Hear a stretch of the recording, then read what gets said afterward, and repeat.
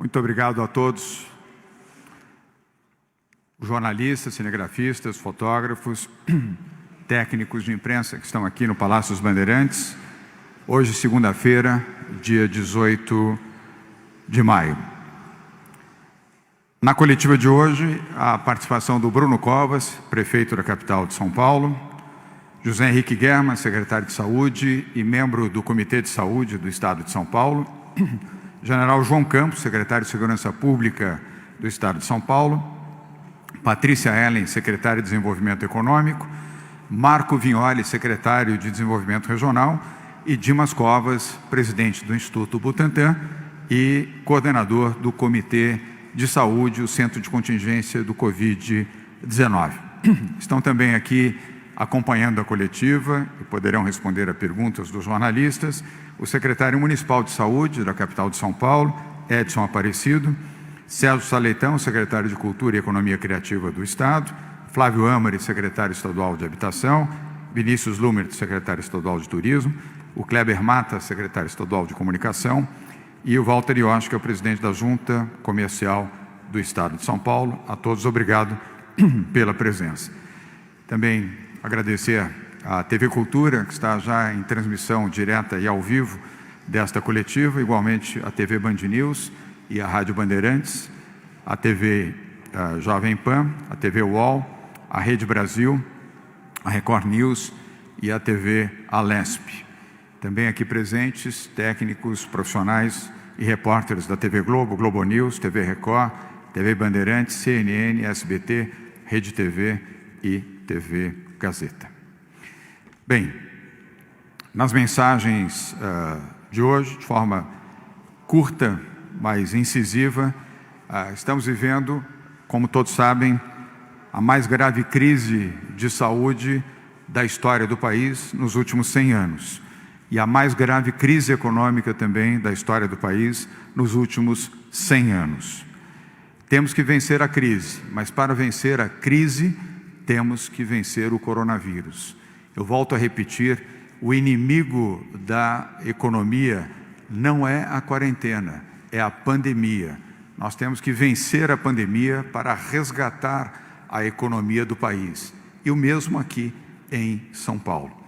Para isso, todo o apoio, todo o suporte à ciência, à medicina e à saúde, porque ela que nos orienta para o combate ao coronavírus, o achatamento da curva, a proteção às pessoas e a salvar vidas, o máximo de vidas possíveis a serem salvas em São Paulo e espero também no Brasil. O cardeal arcebispo de São Paulo, o Dom Odilo, declarou recentemente, numa entrevista a um jornal aqui de São Paulo, uma frase que é uma verdade significativa. A economia existe em função das pessoas. Sem pessoas, não é possível economia. Pessoas mortas, pessoas infectadas, pessoas doentes, não proporcionam uma economia ativa e capaz de resgatar oportunidades àqueles que dependem desta economia. Portanto, volto a repetir aqui, o grande inimigo da economia é a pandemia. Se trabalharmos juntos, em harmonia, se considerarmos que o comando desta guerra é da saúde, da ciência e da medicina, nós poderemos superá-la mais rapidamente. Quero destacar também que é muito importante que a população de São Paulo compreenda a importância do isolamento social. Quanto maior for o isolamento social, maiores as chances de superarmos a fase mais dura da quarentena. O não isolamento social, a desobediência e estar em desacordo com a orientação da saúde e da medicina prejudica o conjunto de decisões do governo do Estado de São Paulo para a ativação econômica e a recuperação nesta área em São Paulo.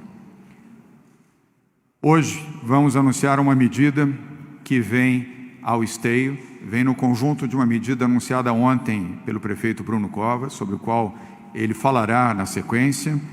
o Governo do Estado encaminha hoje para a Assembleia Legislativa do Estado de São Paulo projeto de lei para antecipação do feriado do dia 9 de julho para o dia 25 de maio, a próxima segunda-feira. A expectativa é de que o projeto possa ser analisado em regime de urgência e possa ter a aprovação majoritária dos deputados na Assembleia Legislativa do Estado de São Paulo, da mesma maneira, e o Bruno Covas se referirá a isso, que vereadores e vereadoras avaliarão a proposta do prefeito no mesmo sentido, na mesma direção, com outros feriados, para a deliberação da Câmara Municipal de São Paulo. Essa medida do Governo do Estado, que dependemos da aprovação, repito, dos parlamentares da Assembleia Legislativa, vai em sintonia com a proposta do prefeito e ao encontro daquilo que nos recomenda o Comitê de Saúde do Estado de São Paulo, do qual o secretário Edson Aparecido, secretário municipal de saúde, faz parte. Ficou muito claro que ao longo dos finais de semana e dos feriados, nos últimos 56 dias, nós temos índices mais elevados de isolamento, e isto contribui para o controle da pandemia. Portanto, com esta decisão, nós teremos um período mais prolongado de feriados e, com isso, desejamos, essa é a expectativa, possamos ter índices semelhantes aos demais feriados e aos finais de semana. Com isso também, nós vamos recomendar que prefeitos de outros municípios da região metropolitana, do interior do Estado de São Paulo e do litoral, possam igualmente avaliar com as suas câmaras municipais a antecipação de feriados municipais para os dias que sucedem a estes feriados aqui de São Paulo, ou seja, dias 26 e 27 de maio, quarta e quinta-feira da próxima semana. Eu não quero aqui antecipar, mas apenas para que vocês tenham a melhor compreensão, repito, o prefeito vai se referir a isso de forma dedicada, mas havendo a aprovação da Câmara Municipal, nós teremos feriado aqui na capital de São Paulo, na próxima quarta e na próxima quinta-feira. Sexta-feira, ponto facultativo. Se a Assembleia Legislativa aprovar a medida sugerida pelo Executivo, teremos feriado também na segunda-feira, dia 25. Se prefeitos e prefeitas de municípios da região metropolitana, interior e litoral, compreenderem e entenderem também como uma medida viável junto às suas câmaras legislativas, teremos dias 26 e 27 de maio também como feriados nestes municípios. Tudo isso com o objetivo de aumentar o índice de isolamento e permitir que as pessoas em casa possam estar protegidas e também os seus familiares. Segunda e última comunicação de hoje, antes de ouvirmos o prefeito Bruno Covas, pela manhã fizemos a 9ª reunião do Comitê Empresarial Solidário. Este comitê tem a participação de mais de 350 empresas, precisamente 362 empresas. Chama-se Comitê Empresarial Solidário. Hoje pela manhã, empresários, dirigentes empresariais fizeram uma doação adicional no valor de 76 milhões de reais. Agora, somando as doações anteriores, temos 653,5 milhões de reais em doações em dinheiro, produtos e serviços. A prioridade destas doações está sendo para o plano social, para a compra da cesta do alimento solidário para populações em estado de pobreza e extrema pobreza, começando aqui pela capital de São Paulo, região metropolitana e outras áreas do estado de São Paulo, onde bolsões de pobreza estão identificados. No total, neste mês de maio, temos 1 milhão de cestas de alimentos, nós já havíamos anunciado isso, para atender 4 milhões de pessoas. Cada cesta atende 4 pessoas pelo período de 30 dias. E também agora iniciamos a distribuição da cesta dos produtos de higiene e limpeza. Com estas doações, acrescentamos também lotes de EPIs, equipamentos de proteção individual, para o sistema de saúde pública e também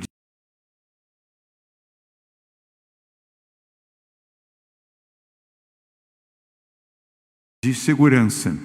E, igualmente, contribuições que foram destinadas ao programa Merenda em Casa, programa que concede a mais de 700 mil alunos da rede pública do Estado de São Paulo R$ 55,00 por mês, para que tenham acesso e possam fazer as suas compras localmente, junto a mercados locais próximos às suas residências. Obviamente que isto não isenta o investimento do Estado. O governo do Estado de São Paulo destinou R$ 1,2 bilhões para investimentos de proteção social, para apoiar comunidades e apoiar principalmente prefeitas e prefeitos nas ações de proteção social. É o nosso dever e nós estamos cumprindo com este extraordinário apoio do setor privado. Não é fácil, em meio a uma pandemia, a uma dificuldade econômica tão expressiva, ter uma arrecadação de 653 milhões de reais que nós obtivemos em 9 reuniões com empresários e empresárias que manifestaram a sua solidariedade, a quem eu, sinceramente, agradeço pela demonstração de compaixão, de humanidade e, obviamente, de muita solidariedade com aqueles que são desvalidos e representam a população mais sofrida diante desta grave crise. E agradecer também a prefeitos e prefeitas, inclusive o Bruno Covas, que com as suas áreas de promoção social tem apoiado, tem ajudado e contribuído junto a estas comunidades de pessoas que vivem em pobreza e extrema pobreza. E nós continuaremos a atuar conjuntamente. Feitas essas manifestações, eu passo agora ao Bruno Covas, prefeito de São Paulo. Boa tarde a todos. A Prefeitura tem feito um esforço muito grande para ampliação de leitos de UTI e leitos de enfermagem na cidade de São Paulo. Só de leitos de UTI, nós já acrescentamos 840 leitos aos 507 que a Prefeitura tinha antes do início da pandemia, e vamos acrescentar, nossa meta é acrescentar até o fim de maio, mais 860, totalizando 1.700 leitos de UTI acrescentados aqui na cidade de São Paulo. Da mesma forma, leitos de enfermaria já foram acrescentados 1.100, parte no Hospital Municipal de Campanha do Pacaembu, no Hospital Municipal de Campanha do AMB e no anexo do Hospital Municipal do Embu-Mirim. E devemos acrescentar mais 1.200 até o fim de maio, sendo, portanto, um acréscimo de 2.300 leitos de enfermaria aqui na cidade de São Paulo. Apesar de todo esse esforço, nós chegamos no dia de ontem a uma ocupação de 76% dos leitos de enfermaria e 91% dos leitos de UTI. De cada 10 pessoas que conseguem tratamento aqui na cidade de São Paulo, nós conseguimos salvar 9 vidas. Uma recuperação de 90% das pessoas que conseguem tratamento. E toda a nossa preocupação nessas ações em conjunto com o governo do Estado para ampliar o isolamento social é exatamente para não deixar que todo mundo fique doente ao mesmo tempo e a gente tenha que superlotar o nosso sistema de saúde. Por isso, decretamos inicialmente o fechamento de equipamentos públicos, como parques e museus.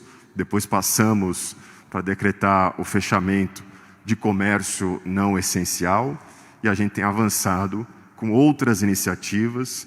Tivemos 2 aqui na cidade de São Paulo, o bloqueio de rua e o mega rodízio, que infelizmente não fizeram que as pessoas permanecessem dentro de casa. A ideia agora é antecipar os feriados municipais, como já mencionei no dia de ontem. Hoje, inclusive, a partir das 15 horas, a Câmara Municipal começa a debater o projeto enviado no dia de ontem mesmo para a Câmara Municipal. Caso a Câmara consiga e entenda aprovar esse projeto e seja feito até amanhã, nós anteciparemos os 2 feriados municipais que ainda temos para a quarta e quinta-feira desta semana, decretando ponto facultativo na sexta-feira. Portanto, teríamos aí um período de quarta, quinta, sexta, sábado e domingo, onde a gente poderia atingir os índices que nós atingimos no dia de ontem, domingo, na cidade de São Paulo, quando nós tivemos 56% de isolamento social aqui na cidade. Solicitei ao governador, e como ele mencionou, ele está encaminhando também o projeto de lei à Assembleia Legislativa, para que ele possa antecipar o feriado de 9 de julho para segunda-feira da semana que vem. Então nós teríamos quarta, quinta, sexta, sábado, domingo e segunda. E o governador, além disso, também está solicitando a outros municípios, em especial os municípios da Grande São Paulo, o secretário Marco Vignoli está aqui exatamente por conta disso, para que eles possam também antecipar os seus feriados municipais, muito provavelmente para terça, quarta da semana que vem, criando uma simbiose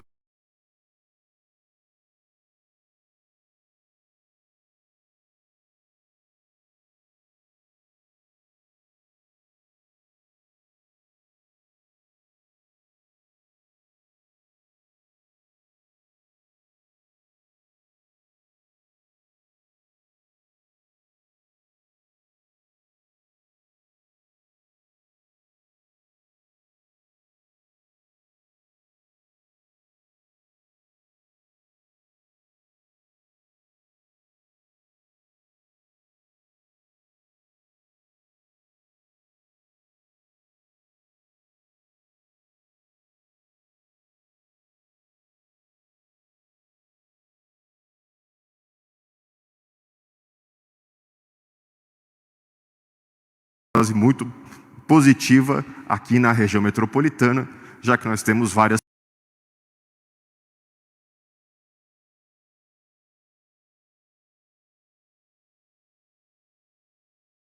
pessoas que moram numa cidade e trabalham na outra.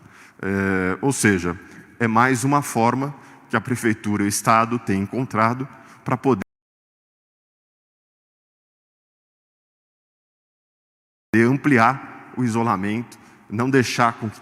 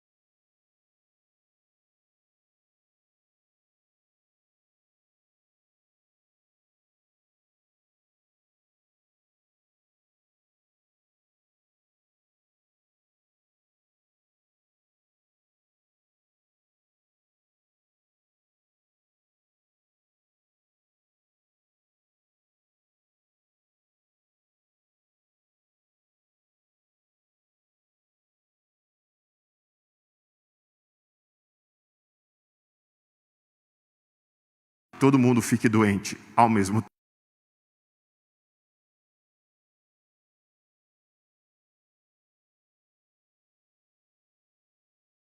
tempo, da mesma forma que estamos correndo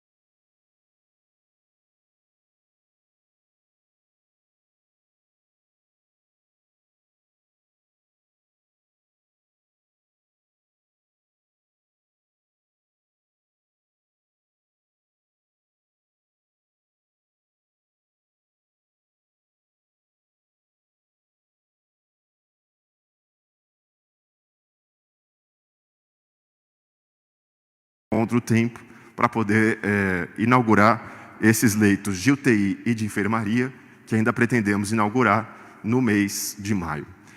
Também solicitei ao governador, e ele já determinou ao secretário de Segurança que faça isso a partir de amanhã, que policiais militares acompanhem os nossos fiscais, os 2.000 fiscais das subprefeituras que têm fiscalizado todo o comércio aqui na cidade de São Paulo. É um reforço muito bom, muito positivo e que vai ajudar muito os nossos fiscais na fiscalização desses vários comércios que não têm atendido ao apelo, que não foram considerados essenciais, mas permanecem abertos aqui na cidade de São Paulo. Era isso, muito obrigado, bom dia a todos. Obrigado, prefeito Bruno Covas. Vamos agora às informações da saúde, com o secretário José Henrique German, depois com o Dr. Dimas Covas, coordenador do Comitê de Saúde. German. Obrigado, governador. Boa tarde a todos. Ontem, no Brasil, para hoje,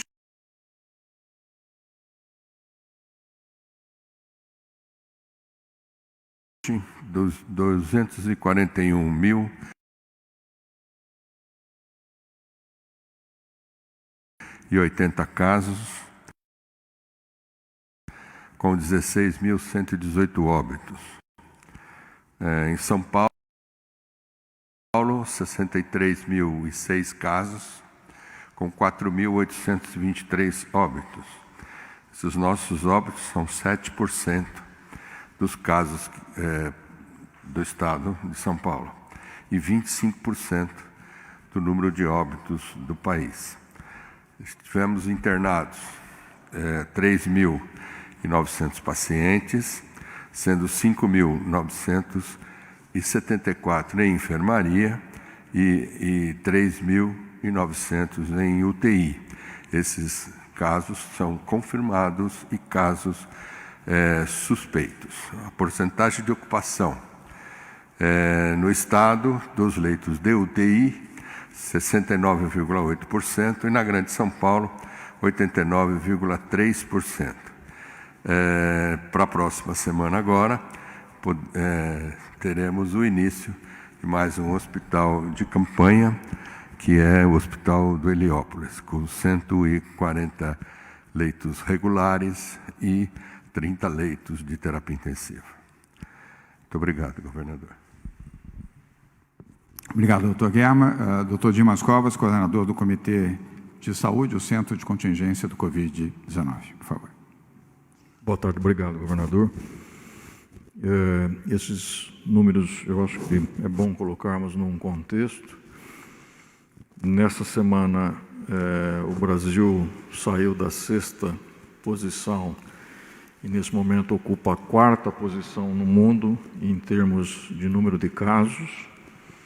Deve ultrapassar o Reino Unido entre hoje e amanhã e, portanto, será o 3º país em número de casos, disputando com a Rússia. Haverá, sem dúvida nenhuma, a possibilidade dele ir para o 2º lugar, brevemente, mantendo as tendências que nós observamos. Em relação ao número de mortes, é o 6º país. Ele estava em 8º, agora ele já é o 6º país em número de mortes. O estado de São Paulo, em número de casos, já tem mais casos do que o México, do que a Bélgica e do que a Arábia Saudita. Quer dizer, uma posição já entre as nações. Quer dizer, o estado de São Paulo é uma grande nação, não há dúvida nenhuma, em termos de números, se corresponde. Com relação aos testes, isso é importante frisar. Até o momento, em termos de RT-PCR, nós já realizamos 73 mil exames no estado de São Paulo. É o maior número de exames de RT-PCR realizados no Brasil.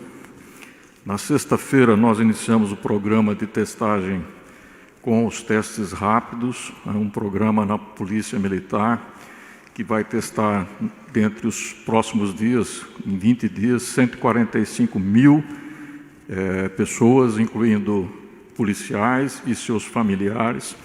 Será o maior contingente de estudo soroepidemiológico também do Brasil. Iniciamos hoje, junto aos municípios, a segunda fase, a ampliação dos testes de RT-PCR para os pacientes com sintomas leves. Quer dizer, esses pacientes vão obedecer um fluxo diferente, eles não devem procurar o serviço de saúde, né? Isso é feito em colaboração com os municípios e, no conjunto, quer dizer, nos próximos 3 meses, o Estado de São Paulo vai estar realizando em torno de 27 mil testes por milhão de habitantes, que é um número de testes superior ao que a Itália realizou. Então, isso, de uma certa maneira, nos permite olhar a epidemia com uma grande precisão e o que nos informa em relação às projeções e leva a melhor informação para que o nosso governador possa tomar as decisões que são importantes nesse momento. Obrigado, Dimas Covas. Eu vou pedir ao secretário de Desenvolvimento Regional, Marco Vignoli, a intervenção será breve, para que ele possa explicar parte desse planejamento que confere ao interior e ao litoral a possibilidade de, da mesma maneira que estamos fazendo aqui na capital de São Paulo e do ponto de vista do Estado, com os feriados, que municípios vizinhos aqui da região metropolitana e também outros do interior e do litoral possam igualmente antecipar feriados. Lembrando que nós estamos no mês crucial no combate ao coronavírus, que é este mês de maio. Vignoli. Muito bem, o governador se utiliza da Lei Federal 9.093, que determina que o Estado tem um feriado possível e os municípios até 4, sendo que um deles e o outro possivelmente, em vários casos, já tomado. Então, nessas duas datas, orientando fortemente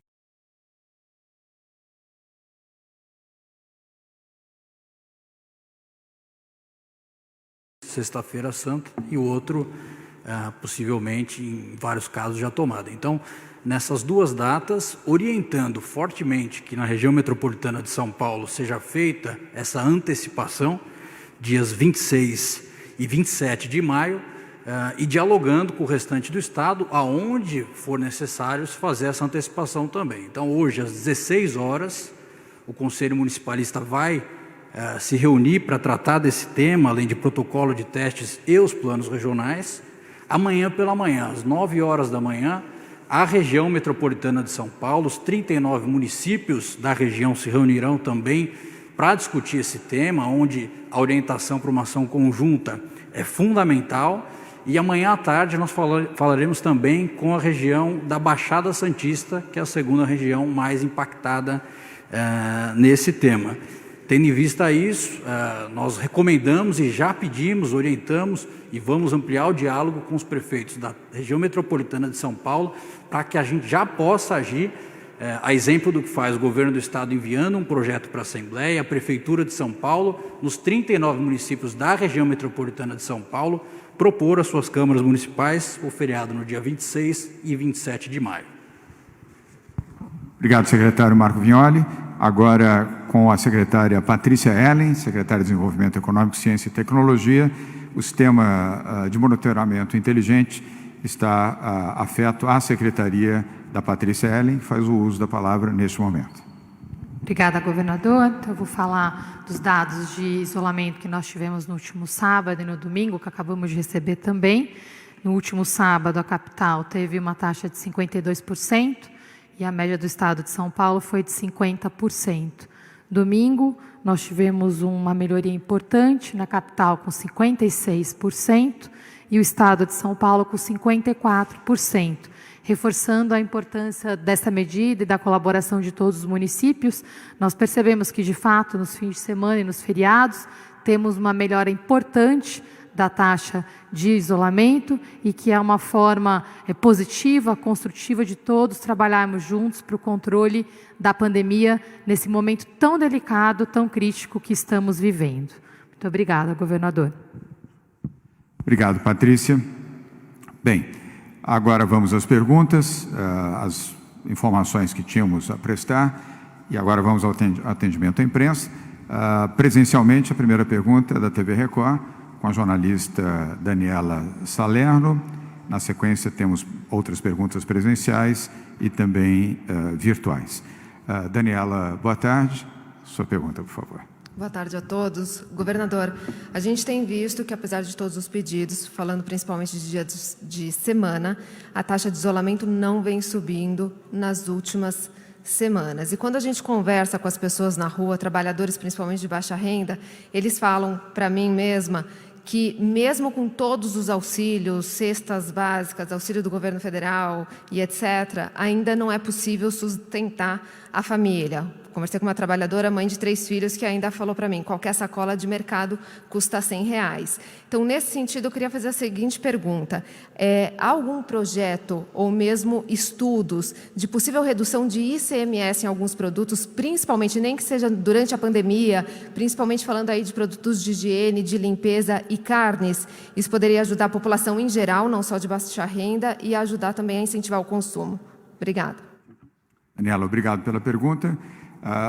Todas as medidas que antecederam a pandemia já levavam em conta o custo da cesta básica e a redução de impostos. Aliás, fato feito inclusive pelo meu antecessor, Geraldo Alckmin, em praticamente todos os itens que compõem a cesta básica, tanto de alimentos quanto de higiene pessoal. Não há mais condições de fazer redução de ICMS sobre produtos que já têm um imposto reduzido. E, repito, isso não começou apenas no nosso governo, foi muito intensificado durante a gestão do governador Geraldo Alckmin. E quero lembrar também que nós já tivemos uma queda materializada de 10 bilhões de reais de ICMS em São Paulo. Temos a expectativa de perder mais 5 bilhões de reais.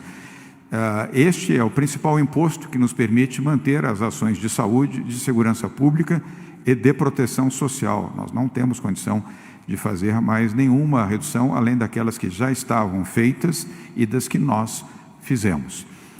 E lembrando que a soma de programas municipais, não apenas da capital de São Paulo, mas de outros municípios também, do governo estadual e do governo federal, podem oferecer a esta população de pessoas desempregadas, e principalmente aquelas que estão em situação de pobreza e extrema pobreza, as condições de sobrevivência diante dessas circunstâncias da pandemia. Nós estamos muito atentos a isso e agindo coordenadamente com as prefeituras municipais e redobrando os esforços, inclusive com o apoio do setor privado, como comentamos agora há pouco, com as doações do Comitê Solidário. Agradecendo sua pergunta, Daniela, vamos agora à TV Bandeirantes Band News, jornalista Pablo Ribeiro. Pablo, obrigado pela sua presença. Boa tarde. Sua pergunta, por favor. Boa tarde a todos. Prefeito, a antecipação de feriados realmente cria uma sensação de isolamento social e aumenta a taxa. No entanto, a gente pode ter em 2 semanas um colapso da saúde em São Paulo. O senhor acredita que há um ruído entre a comunicação do poder público e a população entender a necessidade desse isolamento? E que ruído é esse? Ou quem seria esse ruído? E ao governador, em caso de lockdown a ser decretado, São Paulo passa a ser talvez a maior cidade que tenhamos atualmente com lockdown, se o lockdown for decretado. Tem uma população parecida com o Wuhan, onde a doença acabou nascendo. O poder de polícia que o senhor tem aqui em São Paulo é capaz de fazer a fiscalização na cidade e no entorno, ou será necessário um reforço? Obrigado aos dois. Pablo, eu começo pela segunda parte da sua pergunta, ou a sua segunda pergunta, e logo na sequência ao Bruno Covas. E na segunda, para esclarecer, nós não estamos decretando lockdown, nem recomendando lockdown na capital de São Paulo ou na região metropolitana. Temos o protocolo para isso, aliás, elaborado pelo Comitê de Saúde do Estado de São Paulo. Mas esta eminência, ela não existe nesse momento. Nós precisamos deixar claro para, como você mesmo mencionou, não haver comunicação equivocada à população do Estado de São Paulo, aos que estão aqui nos assistindo, nos ouvindo, ou àqueles que vão receber as informações de vocês. O protocolo existe, mas neste momento não há nenhuma decisão para aplicação do lockdown. Nós estamos tentando todas as alternativas possíveis para viabilizar o achatamento desta curva, atender às recomendações da área de saúde, proteger vidas das pessoas, utilizando todos os mecanismos, inclusive esse de extensão de feriados, para alcançar os bons índices que, diga-se, foram obtidos nos feriados e nos finais de semana. Nós conseguimos alcançar a média superior a 55% aqui na capital de São Paulo, aos finais de semana e também nos feriados que já ocorreram.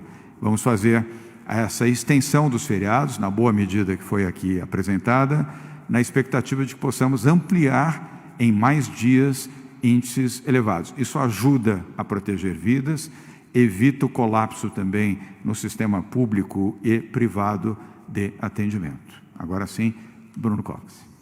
Olha, Pablo, eu só tenho a agradecer à população da cidade de São Paulo.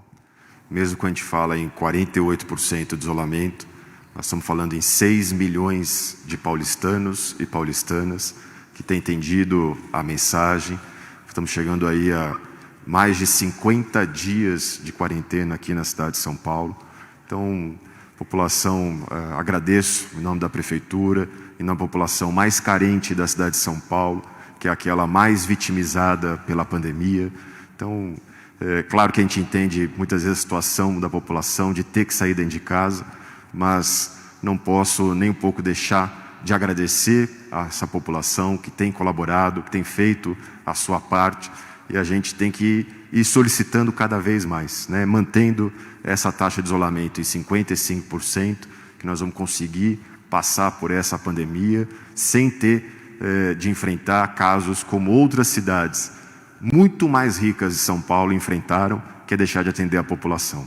Então, a Prefeitura tem feito seu esforço, a gente reconhece o esforço que a população tem feito e pede aqui para que a população continue a fazer esse esforço, um esforço às vezes sobre-humano, para que a gente possa ultrapassar esse período, podendo continuar a salvar vidas. Os números, inclusive, já foram apresentados aqui em outras oportunidades, 30 mil pessoas salvas na cidade de São Paulo por conta das ações que a Prefeitura e o Governo do Estado estabeleceram com o apoio da população que tem permanecido dentro de casa. Então, eu só tenho a agradecer a todo paulistano, paulistana, que não apenas tem compreendido e ficado dentro de casa, como tem ajudado a população mais carente, doando alimentos, doando roupas, doando kits de higiene, participando, mostrando, né, o quão forte é esse lado solidário da população da cidade de São Paulo.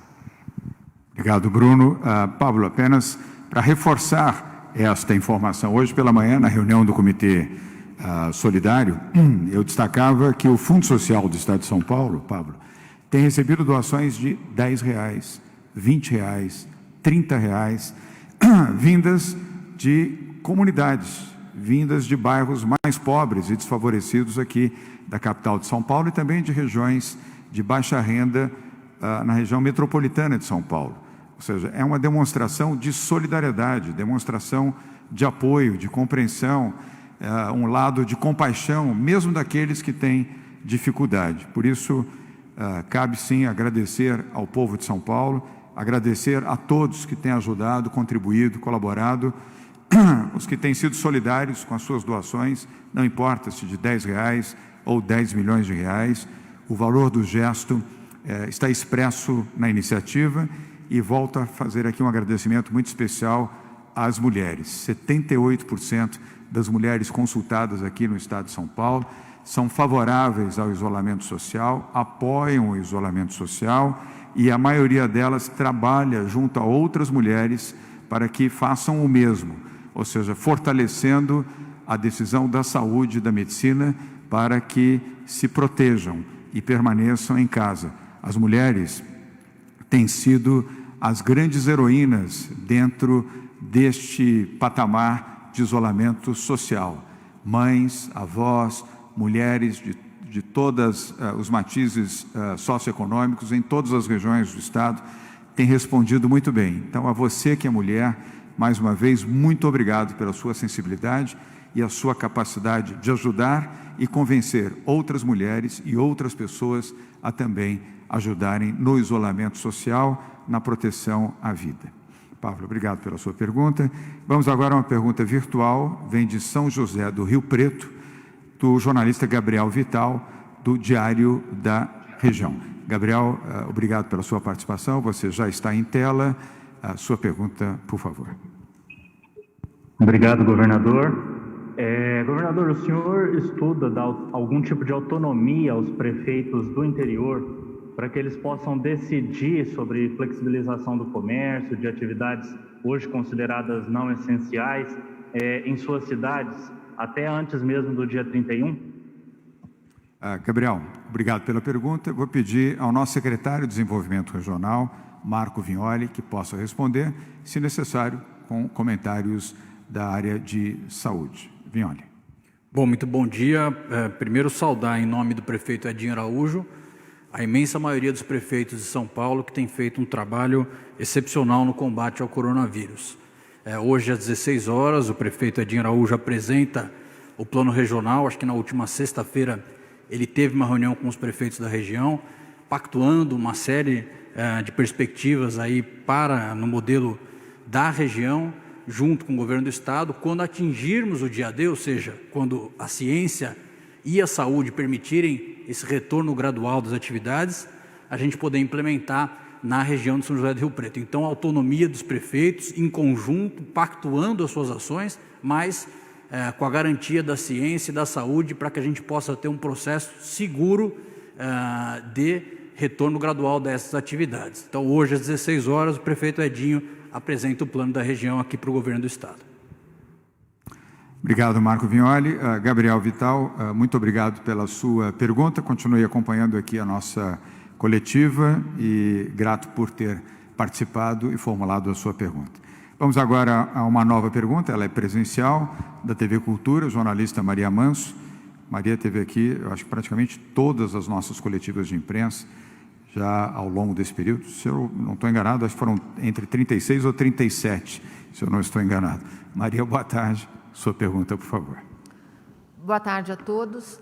Paraisópolis é a segunda maior favela que a gente tem aqui na cidade, são 120 mil pessoas. Hoje, alguns representantes fizeram uma passeata, desde a favela, que fica ali na região do Morumbi, até o Palácio dos Bandeirantes. Aqui eles foram impedidos de chegar mais perto, mas eles ainda estão aguardando para conversar ou com o prefeito ou com o senhor governador, porque eles dizem que não receberam apoio até agora, nem com cestas básicas, nem com apoio médico, que teria sido prometido um hospital de campanha no céu de Paraisópolis, que até agora não chegou também, e que eles não têm recebido nem ambulâncias lá, porque as ambulâncias não entram, e que eles também estão com falta de água para manter a higiene dos moradores. O que pode se dizer para Paraisópolis? Maria, vou dividir a sua pergunta em várias respostas, a começar do Bruno Covas, passando também pelo setor de saúde e, se necessário, do próprio Edson Aparecido, secretário de Saúde Municipal.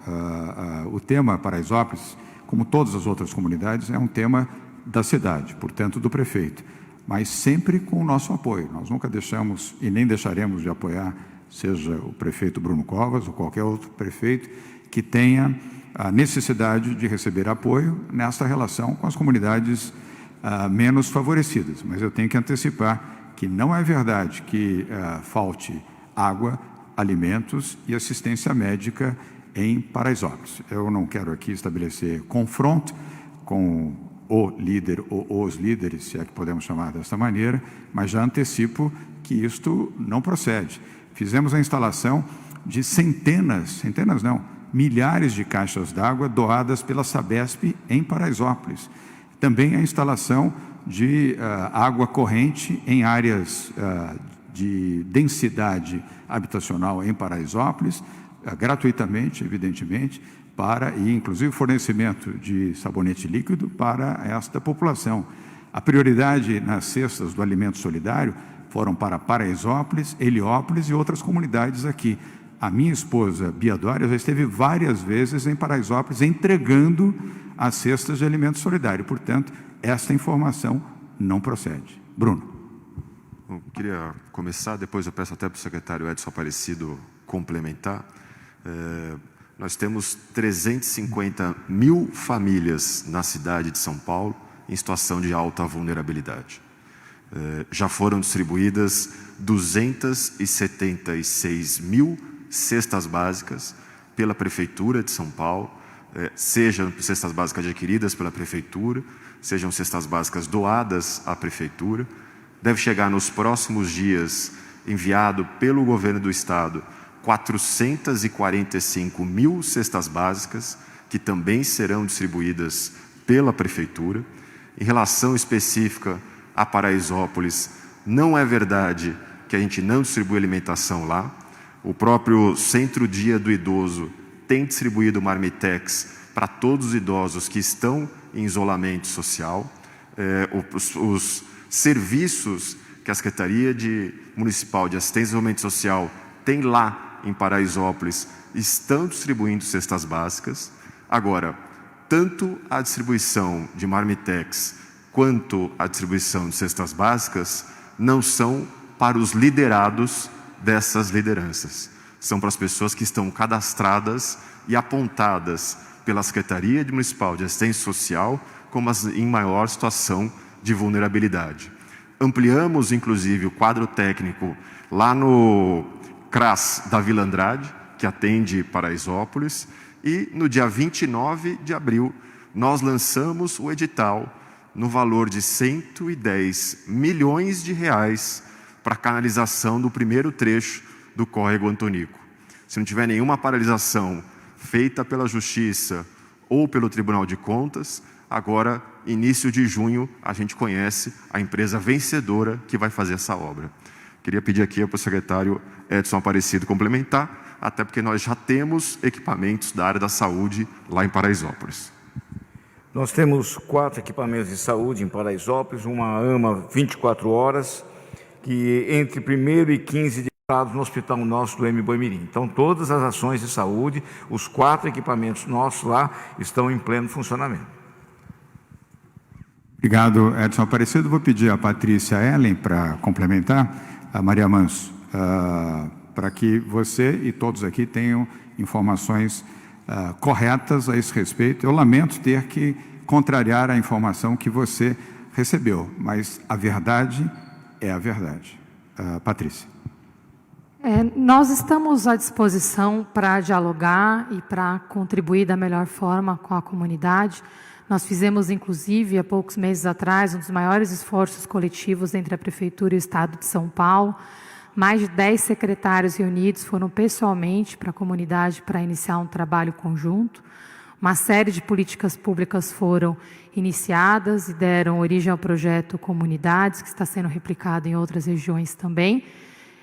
E até comentei hoje, eu tentei entrar em contato especialmente com o presidente do G10 Favelas, o Daniel, para entender pelo ângulo econômico se havia algum pleito específico, mas eu queria destacar que o trabalho que a secretária Célia Parnes tem feito na região, em parceria com a Prefeitura, tem sido bastante amplo, né, com Bom Prato. Tem o trabalho também do secretário Rossielli, que foi feito em parceria com a Saúde Municipal e Estadual. É um piloto bastante inovador, que está sendo feito, inclusive, em parceria com a iniciativa privada, para criar espaços de isolamento para pessoas que tenham sintomas do coronavírus. Exatamente pela dificuldade de isolamento, foi um ponto específico pedido pela comunidade e que está sendo implementado agora. É uma parceria público-privada, né, e com um piloto para que esse resultado seja acompanhado. E, além disso, como já foi dito, todo o trabalho que está sendo feito do Alimento Solidário e o trabalho do Banco do Povo, com microcrédito na região. A gente iniciou ali políticas públicas muito importantes e que podem ter aí um futuro muito promissor, não somente durante o coronavírus, mas depois. Eu acho que o que é mais importante agora é que a gente dialogue, que a gente busque soluções conjuntas.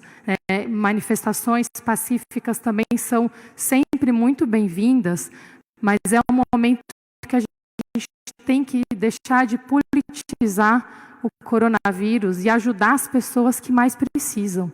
Tem muita gente precisando de ajuda nesse momento e é nosso dever buscar pontos comuns, né? Buscar realmente sair desse diálogo político, de quem leva o crédito de qual iniciativa. Há muito trabalho sendo feito nessa região e há muita dedicação e estamos todos disponíveis para continuarmos o diálogo e melhorar o alcance das políticas públicas em todas as regiões. Muito bem. Maria Manso, muito obrigado pela sua pergunta. Obrigado, Patrícia Ellen. Vamos agora, obrigado, Bruno Covas. Edson Aparecido também, obrigado. Vamos à UOL com o Felipe Pereira. Felipe, boa tarde, mais uma vez. Obrigado pela sua presença. Sua pergunta, por favor. Boa tarde a todos. Governador, o senhor disse que existe um protocolo de lockdown que nós não conhecemos, mas o Dr. Dimas, do Centro de Contingência, falou de alguns parâmetros internacionais. Taxa de contágio acima de 1 e lotação dos leitos de UTI de 90%. A gente nunca teve a taxa de contágio abaixo de 1. E um estudo da Unicamp falou que, no momento, está em 1,44 aqui na capital, 1,49 no estado. E o Dr. German mostrou hoje 89,3% a taxa de ocupação das UTIs da região da Grande São Paulo, e nos leitos do município, como o prefeito Covas falou, 91%. O que falta? Algum parâmetro, alguma medida, alguma estatística que não foi contemplada para que o lockdown seja chamado, já que o senhor sempre reforça que a decisão é científica e médica? Obrigado. Obrigado, Felipe. Por, evidentemente, dividir a resposta com o Dr. Dimas Covas e com comentários, se o Dr. José Henrique German desejar também, com a saúde. Felipe, as decisões do governo do Estado são tomadas à base da saúde e da ciência, sensatamente. Não há pressão nem do setor econômico, nem do setor de saúde. Decisões aqui precipitadas, nós não tomamos. Tomamos medidas sempre com muita razão, com muito cuidado, sobretudo num tema como esse do lockdown. A população talvez não saiba o que é o lockdown. É uma situação muito mais dura, infinitamente mais dura do que a quarentena. É preciso ter cuidado com isso. Não podemos simplesmente adotar essa medida como algo confortável para a saúde. Temos que reforçar o sistema público de saúde, aumentar os leitos, como foi dito pelo Dr. German. Quarta-feira abrimos mais um hospital de campanha aqui em Heliópolis, uma comunidade, Maria Manso, onde nós vamos ter mais leitos para o atendimento primário e leitos também para o atendimento inicial com respiradores. Conseguimos finalmente viabilizar a aquisição e o transporte. A aquisição já tínhamos feito, o transporte para a chegada de respiradores até São Paulo, até o dia 31 de maio serão mais 2.000 respiradores que estarão aqui, e a prioridade, evidentemente, é a capital de São Paulo e a região metropolitana. Com isso, vamos melhorar o índice de atendimento e baixar os índices que você viu apresentados hoje aqui. A situação está sob controle, não temos nenhum risco neste momento, volto a dizer. Não se pode fazer uma projeção segura e absoluta sobre a expansão do vírus, mas, pelos dados que dispomos, ainda estamos dentro de uma margem segura que não estabelece colapso em São Paulo. Mas vamos ouvir a saúde com o Dr. Dimas Covas e, repito, se necessário, com comentários do Dr. German. Dimas. Bem, Felipe, o lockdown significa um atestado de falência do sistema público de saúde. Quer dizer, quando você decreta o lockdown é porque você perdeu a capacidade de enfrentamento da epidemia. Nós não estamos ainda nesse momento. O que nós estamos olhando dia a dia é essa situação. Quer dizer, qual que é o cenário que se aproxima, o cenário provável de acontecer ou não. Então, veja, a questão de incorporação de leitos, a questão de diminuição da curva de velocidade da infecção, tudo isso é preventivo ao lockdown. Quer dizer, se num determinado momento o sistema de saúde for nocauteado, não há dúvida, todos os países adotaram o lockdown como medida extrema, né, para recuperar a capacidade de atendimento. Porque se isso acontecer, os pacientes de Covid estarão com dificuldade, mas os pacientes que têm AVC, têm diabetes, que têm problema cardíaco, estarão todos ameaçados. Então, é uma medida extrema, não é uma medida preventiva, é uma medida que você toma quando o seu sistema de saúde for, eventualmente, nocauteado. Obrigado, Dimas. German, quer fazer algum comentário? Acho que está perfeitamente respondido, mas eu só não quero perder a oportunidade de, mais uma vez, falar para todos vocês do fique em casa, salve-se em casa e use máscaras. A sua máscara me protege e a minha máscara protege você. Não vamos dar risco de ficar doentes. Obrigado. Obrigado, German. Felipe, obrigado pela sua pergunta. Vamos agora à antepenúltima pergunta de hoje, é da CNN, jornalista Marcela Raal. Marcela, boa tarde. Sua pergunta, por favor. Boa tarde a todos. Bom, só para esclarecer aqui ainda sobre esse ponto, então o lockdown só vai ser decretado se o sistema de saúde for nocauteado, é isso? E uma outra questão é se sobre o uso da cloroquina para pacientes com casos mais leves for aprovado via governo federal, vocês vão adotar também aqui em São Paulo. Obrigado. Marcela, vou dirigir a saúde as suas duas perguntas, mais uma vez ao nosso coordenador do Comitê de Saúde, Dr. Dimas Covas, para responder as duas questões e, se necessário, o Dr. German pode fazer alguma complementação. Dimas. Bem, essa questão da cloroquina, que ganhou um debate nacional, né, e nunca foi um debate da ciência, sempre foi um debate com outros contornos. Quer dizer, no momento inicial do combate à epidemia na China, foram publicados alguns estudos que demonstravam que a cloroquina teria algum benefício. Então, isso animou outros estudos em outros países. Esses estudos foram aparecendo. Então, hoje já existe uma quantidade importante de estudos publicados em revistas conceituadas, uma semana passada pelo Jornal Americano da Associação Médica, que mostra claramente a cloroquina não é uma bala de prata. Ela pode ser útil em situações muito específicas, ela não tem efeito generalizado, é a publicação, quer dizer, uma recomendação para os médicos, né, americanos e do mundo todo. Então, a cloroquina pode ser usada, sim. É uma indicação do médico para caso específico de paciente. E assim mesmo ela tem riscos que precisam ser informados ao paciente, e o paciente precisa estar muito ciente, né, de que as complicações também podem ser importantes. A mensagem é: a cloroquina não é uma bala de prata, né? Ela não pode ser usada como preventivo, ela só pode ser usada em situações muito específicas e com gravidade muito definida pelo médico. Ok. Muito bem, obrigado, doutor Dimas. Marcela, apenas para complementar a sua pergunta, eu quero dizer que não se prescreve receita por decreto. Portanto, São Paulo não vai aceitar que, por decreto, se estabeleça receituário médico. Nenhuma parte do mundo se trata a saúde por decreto-lei. A partir desses 4 pedidos que você enumerou, nós recebemos a habilitação de leitos de UTI. Era um pedido de 2.600 ou 2.800 leitos a serem habilitados. Faltam ainda metade, aproximadamente, 1.200 leitos a serem habilitados, né?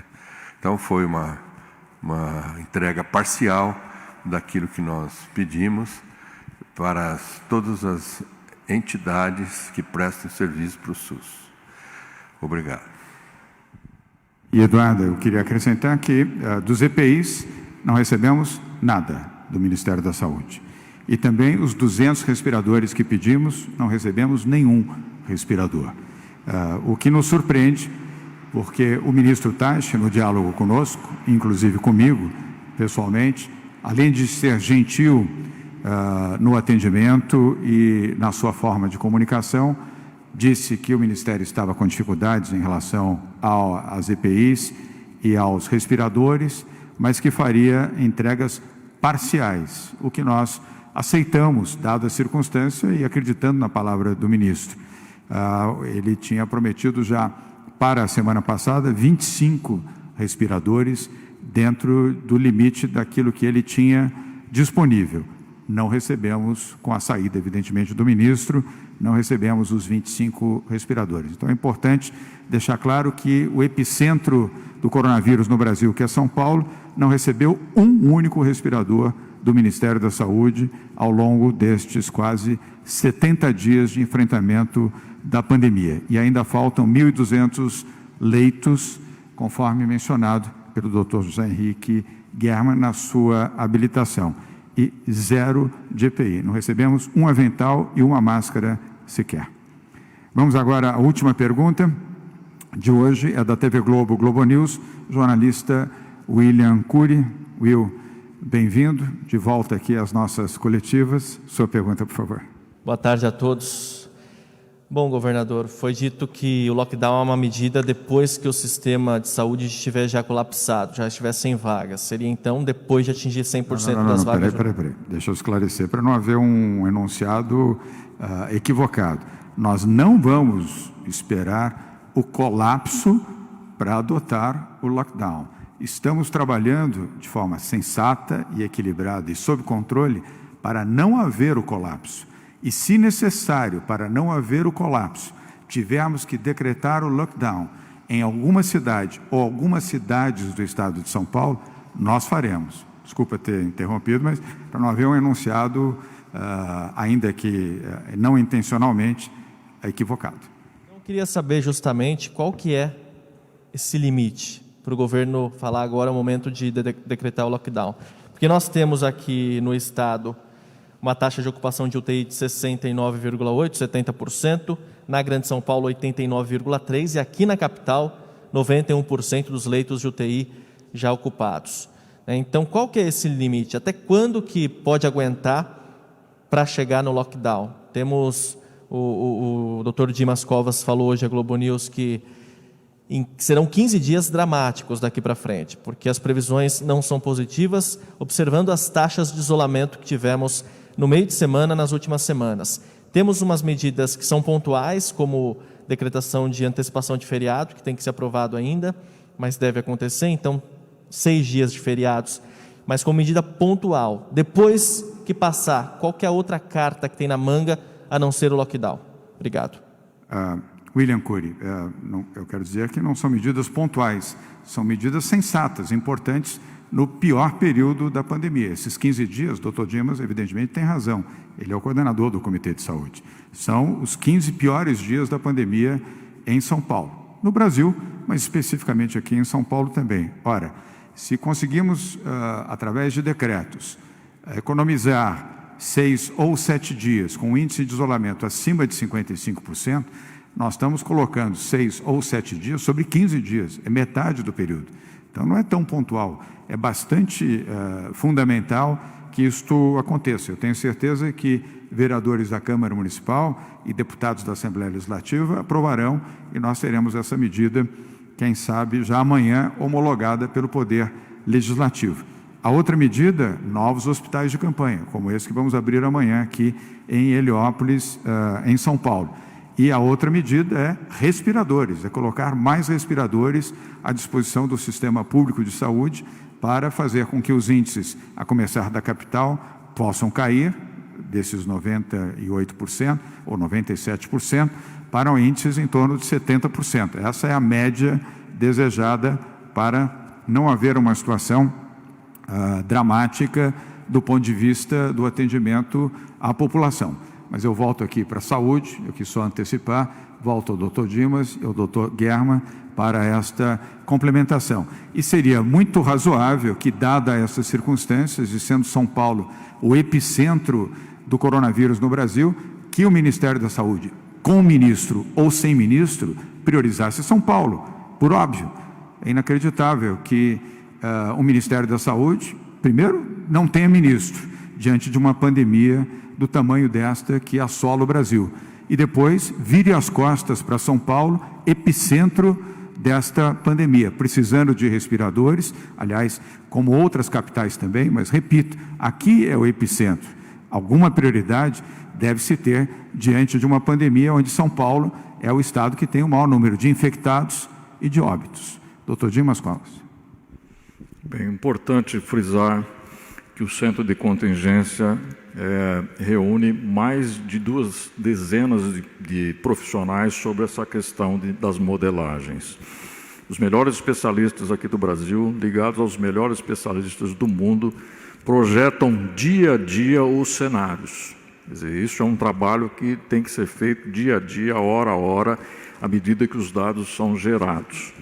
Então, veja, nessa velocidade de isolamento social que nós temos observado nas últimas semanas, é fatal que, num determinado momento, o sistema de atendimento público será ultrapassado.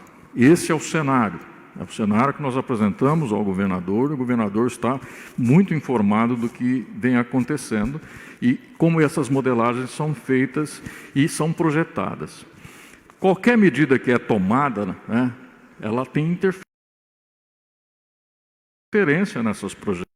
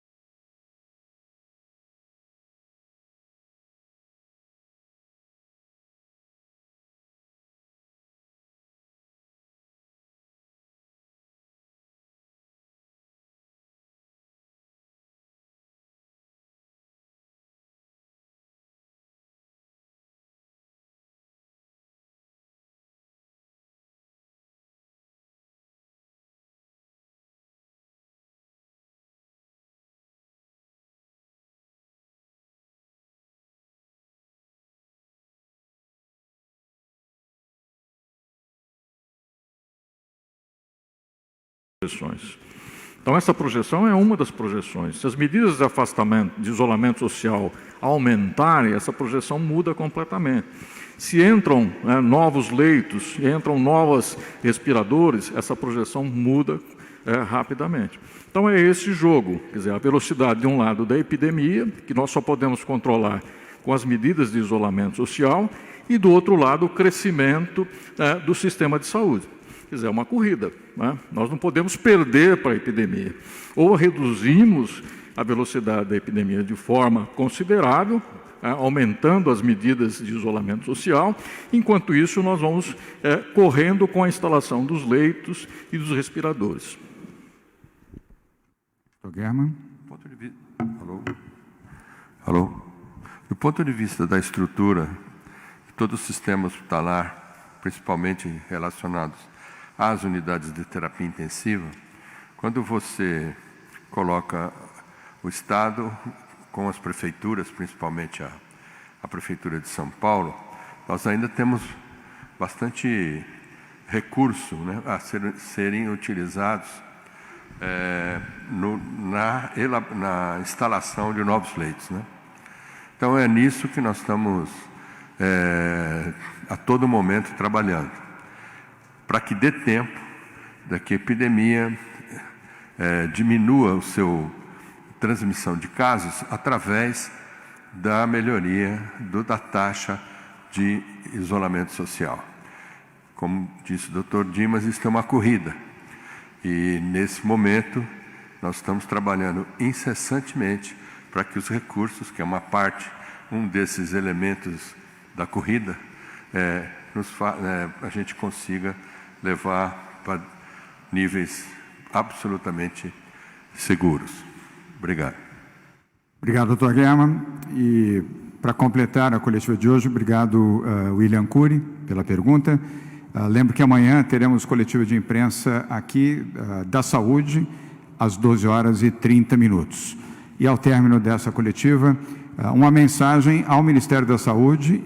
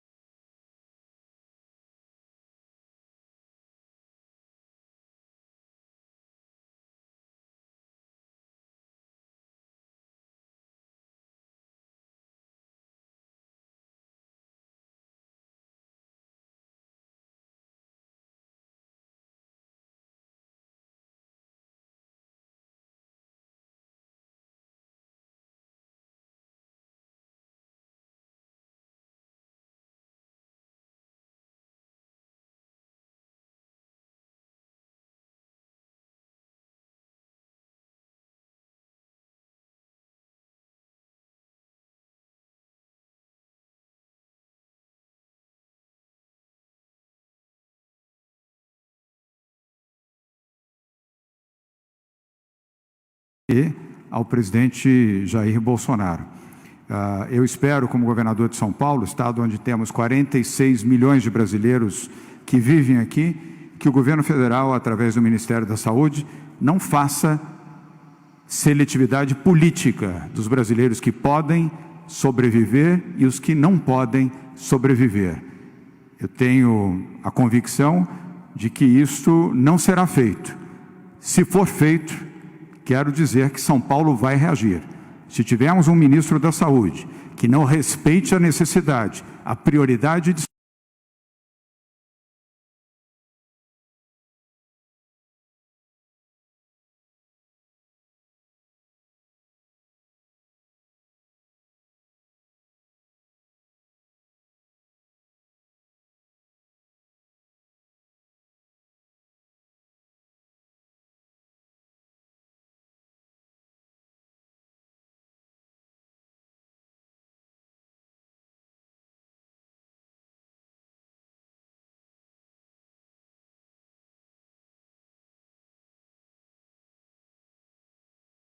São Paulo, o fato de sermos aqui o centro do coronavírus no país, com o número de mortes já em mais de 4.800 pessoas, mais de 63 mil infectados, para continuar a não receber aqui em São Paulo respiradores, EPIs, leitos e atenção desejada, o governo federal estará decretando a morte de brasileiros em São Paulo. E sobre isso, nós reagiremos, não apenas o governo, como todos aqueles representantes da sociedade civil de São Paulo e aqueles que devem representar a defesa legítima da vida e da saúde dos brasileiros de São Paulo. Muito obrigado a todos, boa tarde e até amanhã.